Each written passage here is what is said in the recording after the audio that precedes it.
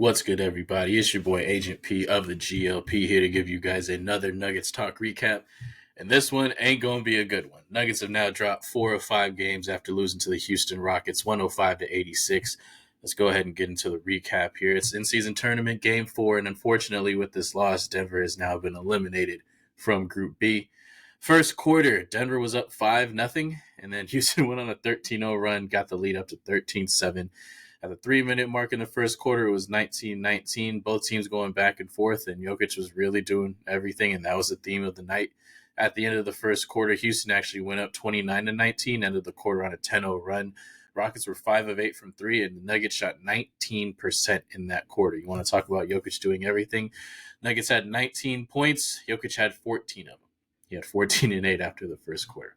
Second quarter, 30 seconds into it, 31-19. One Houston bucket and one messed up offensive possession from the Nuggets, and Michael Malone was irate. That man with his first real Michael Malone rage timeout of the season. He was pissed, and he got everybody on that bench unit off of the court. Zeke Naji played 1 minute, and he ripped him out of there. He was completely disappointed with the effort, and honestly, I get it, but the people he put in, the effort wasn't that much better either. It was 36-19 at the 9:55 marks. The Nuggets' energy was just low and kind of off in this one. Gillespie ended up having to check in. Malone was just grasping the straws, trying to figure out something here. Rockets had a huge run in that quarter, outscored Denver 31-24 in the second. The highest they got it was to 26, but Denver fought late a little bit, and they were able to cut the lead to 17. The offense, or actually the defense, was pretty okay. I don't think Houston was running hot. They were running a really good offense, and they were scoring at the right proper times. But it was mostly Denver's offense. Denver shot 31% from the field in the first half. Jokic had 25, 13, and 3. So 25 of the 43 points for the Nuggets in the first half. Rest of the team had 18 points. It was god-awful. The bench couldn't even get any points. They had 0. And there was another stat where when Jokic was off the court, no one on the team could we supplied 0 points. So Jokic was literally doing everything in this game.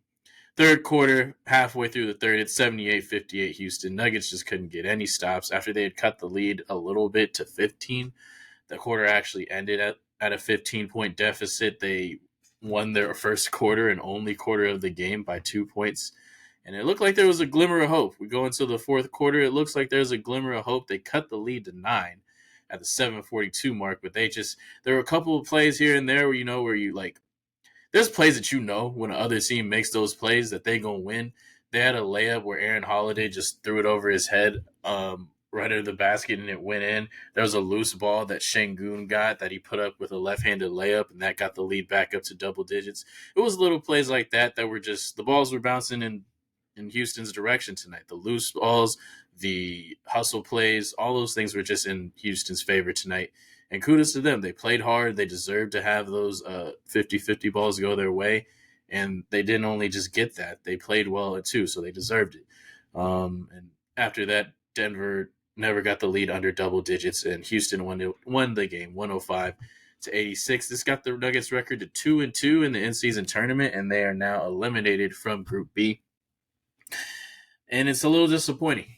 We went into the in-season tournament. We were 2-0, and it looked like we'd be well on our way to getting out of this thing and getting into the knockouts. And then Jamal gets hurt, and it hasn't been smooth sailing since. I'll tell you that right now. Nuggets have lost 4 of 5. It has not looked good for this team recently. We're going to talk about it a little bit here in this recap, but let's go into everybody's favorite segment. What did Jokic do tonight?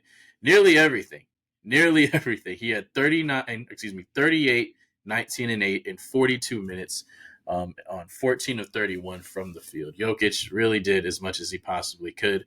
In this one, and it kind of segues into the first headline, which is the Nuggets offense is getting predictable. Now, I am as big a proponent as any of having Jokic in the post and going to work on people. I love seeing him do that.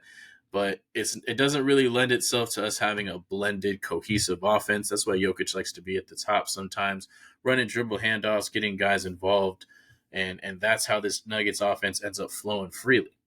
And the reason why the Nuggets have been playing poorly recently is not, it's one reason. It's Jamal Murray's not there. And not only is Jamal Murray not there, it's what he provides is the reason why the Nuggets are losing so much. It's not just throw Jamal Murray out, it's what he does. I saw it on the timeline. Someone made a really good point. I just don't know the but it was Jokic is having to do everything, but having Jamal there gives Jokic the opportunity to score a lot easier. You don't see Jokic shooting a lot of floaters right now. And Jokic is automatic from floater range. And that's his shot. It's his pet shot. It's what he shoots like 90% on. And the guy who sets him up for all those baskets is Jamal Murray. So Jokic has to do everything, and it all is difficult. It's either one-on-one having to make a move and score on a guy, or I have to create the double team and I have to create the extra pass or the hockey assist for this team. I literally have to do everything. And when I'm off the court, like you saw in the first half of this game, when Jokic was off the court, we scored 0 points. That it doesn't get any worse than that. When Jokic was off the court in the first half, they scored 0 points. So this offense is just starting to get a little stagnant, and teams know without Jamal, this is how you can play Denver. You can play off of Aaron Gordon, which we're going to talk about him too. So he's not going to be a threat to shoot. Michael Porter Jr. isn't a creator, so you're looking for, hey, get him off of a couple dribble handoffs, crowd his space. He's not really a strong ball handler or a strong driver to the basket. So just make sure you stay up in front and contest and close out on all his threes. And then KCP is a guy who's more of just a standstill kind of guy. Although I will say, in the second half, KCP was one of the Nuggets that did step up. He had 20 points in this game on 7 of 15. I appreciated his effort to, he was aggressive coming off of screens. He was looking to take shots, and I liked that because it was just it was diversifying the offense. It wasn't just Jokic in the post trying to go one-on-one and create a double team or score. It was, hey, I'm coming off this ball screen looking to be aggressive, and I'm going to make the defense react in a different way. We just didn't have enough diversity of offense tonight to where the defense had to react to 5, 6, 7 different things. They only had to react to 2 or 3 things tonight. Jokic post up, Jokic dribble handoff, and that's pretty much it. It wasn't dropping off passes to Jokic in the high post off of a ball screen like Jamal Murray would. It was Reggie Jackson doing that tonight, and he was really bad tonight. He did not have a good game at all. So this offense has been stagnated, and Jamal obviously needs to come back in order to get it right. But in the short term, hasn't looked good. Dropping 4 or 5 and barely beating out Detroit to make this not an 0-5 road trip is not a good sign. Now, I mean, we're going to obviously zoom out. We look at the big picture here, but we have to look at it from can't look at everything from a macro perspective. We got to go micro sometimes. And for tonight and for this little stretch, they've been playing bad. And there really isn't a lot of internal stuff that I think is going to change that. I talked about it on my pod, how I want the Denver Nuggets to go ahead and get Kelly Olynyk in here so we could diversify that offensive and second unit and have a big man who could pass. That might be something you kick the can down the line because Zeke Naji, once again, after 1 minute, got ripped out of this game. He smoked a nasty layup in the second half after making a really good post move, actually. And it's like his confidence is at 0, man. I don't understand what he's doing on the court, really. And the things that he does normally do well, switching and attacking the glass, those things aren't going to pop up if you ain't on the court enough, making mistakes in the other end. So, man. So that's just coming off of what Jokic did. But, man, that whole first half was terrible, like I talked about. 0 bench points in the first half. The Nuggets shot 31% from the field. It wasn't a good game at all, but first half was for sure what sunk this team. Aaron Gordon, an incredibly horrible night. It's a night to definitely forget for him. A career worst night, probably. He had 2 points on 0 of 11 shooting. 2 points on 0 of 11 shooting. So this is me saying, hey, Aaron Gordon, we need to have a talk. We're gonna dim the lights a little bit. Hold on. Let me do this a little more. Yo, AG, my boy. Hey, man, let's talk real quick. You ain't a shooter, dog. You know that. You don't need to be shooting outside shots. You maybe need to shoot 1 to 2 outside shots per game if it's in the flow of the offense. But other than that, We need you to get in the post and be a big boy. And not just like get in the post and just drive hella crazy. You bigger than a lot of the people that match up with you. You need to get in the post, be patient, and just, hey man, hit him with a hook shot. Hit him with a back down and then go up with your verticality because you're so good at that. You are one of the best finishers in this league. We can't have you wasting possessions, taking fadeaway jump shots from the paint, turnaround spin moves from the baseline, and 3-pointers. You're open for a reason. You need to get yourself in the paint and let the other guys take care of the outside shooting. But you need to be a monster in the paint. Be that lob threat for Jokic that he needs when he's creating from the high post. That's what we need you to be, AG. And I appreciate your game so much. I really do. You do so many good things. You are so selfless on defense. But there needs to be a concentrated effort, man, to know that there are just certain times on the court that you don't need to be shooting, right? And I know you work on it. I know it's your game, and it's not glamorous to just be the guy that just puts his head down and goes to the basket all the time. But it's your number one strength. You got to finish at the hoop and only take shots, jump shots selectively. It's not your game. All right? Now let me finish up this point before I move.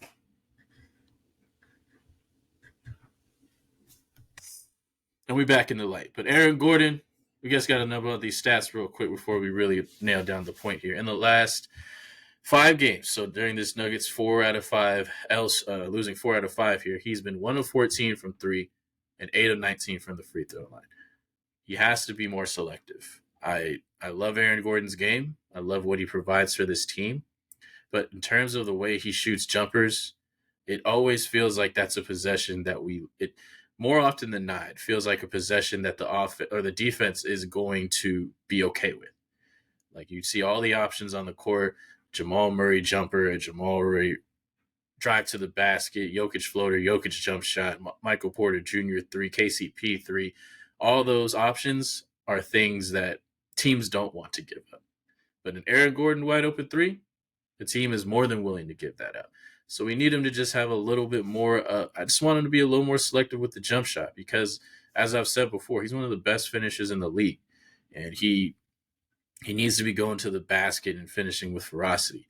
And he needs to start knocking down those free throws. I don't need him to shoot like 85%. I know that'd be amazing, but he's not that good of a shooter. But he's good enough to shoot 70, 75, make every 3 out of 4, something like that.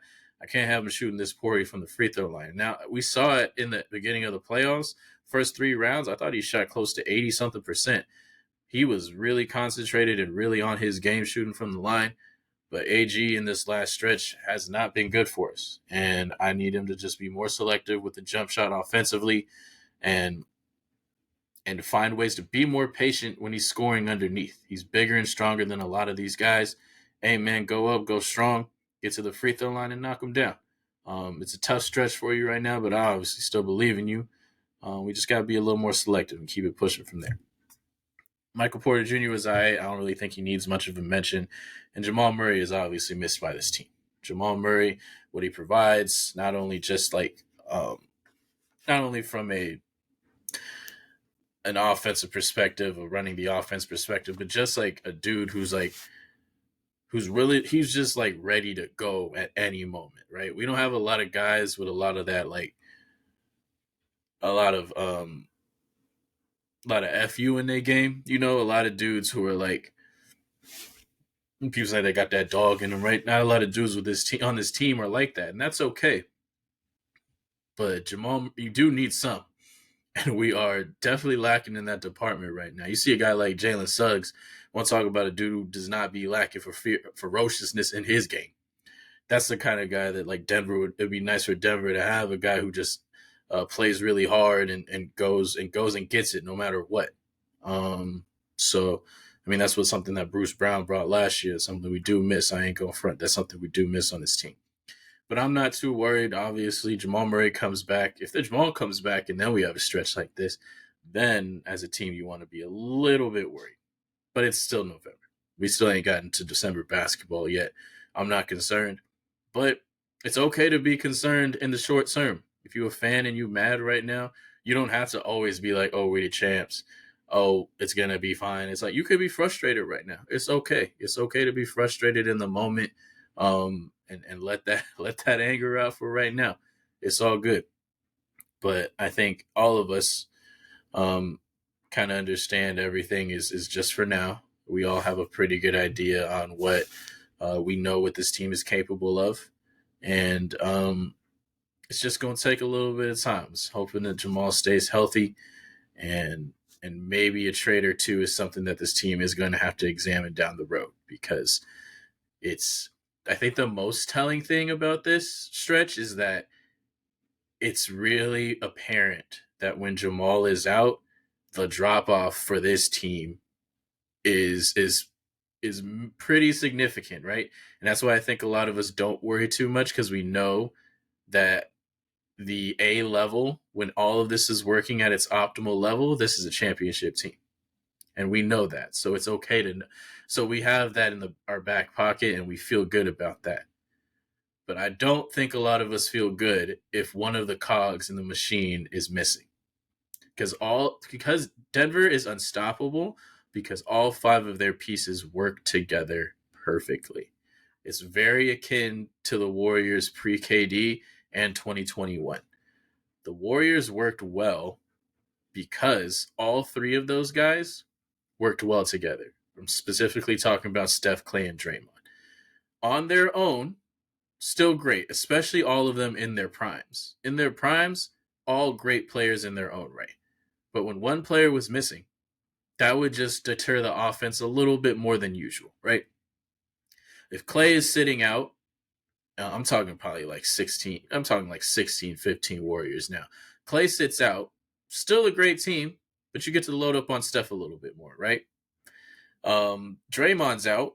You still have Steph and Clay spacing the floor, but you don't have that extra ball handler and extra playmaker to get them the ball in the right spots all the time. And if Steph's out, obviously that's the head of the snake. You don't have his ball handling, you don't have his gravity, you don't have his off-ball shooting, off-ball movement.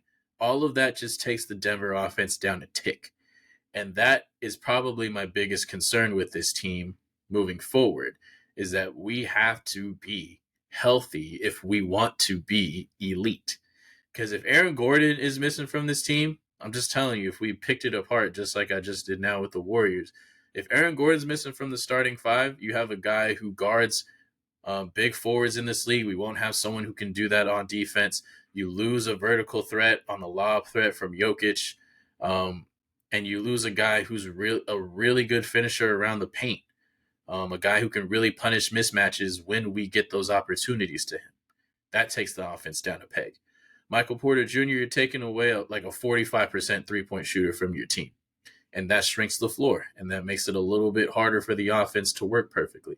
KCP, same way. You're taking away another 40% three-point shooter who's a really good defender.